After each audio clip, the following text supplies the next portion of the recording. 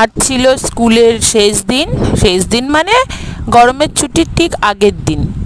তো প্রত্যেক দিন এই রাস্তা দিয়েই আমি স্কুলে যাই আসি, যাওয়ার সময় এই বাবার মন্দিরটা দেখি, সুন্দর করে ফুল দিয়ে সবাই দেখি পুজো করে, মন্দিরটা পরিষ্কার করে, মনটা জুড়িয়ে যায়, বারে বারে ইচ্ছা করে যেতে।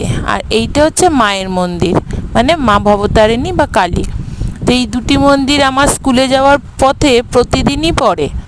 ভীষণ ইচ্ছা করে যে যাই, একটু ভেতরে যাই, একটু দর্শন করে আসি, কিন্তু হাতে একদম সময় না থাকার জন্য যেতেই পারি না।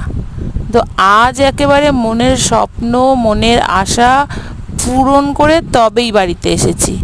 কারণ আজ তো স্কুল ছুটির শেষ দিন, আর কালকে রবিবার, কোনো সেরকম প্রেশার নেই, চিন্তা নেই, ঝুটঝামেলা নেই, হাত পা ছাড়া। তো চলে গেলাম গাড়িটা দাঁড় করিয়ে টুক করে মন্দিরে। প্রথমে বাবার মন্দির ঘুরে নিলাম, তারপরে মায়ের মন্দির ঘুরে নিলাম।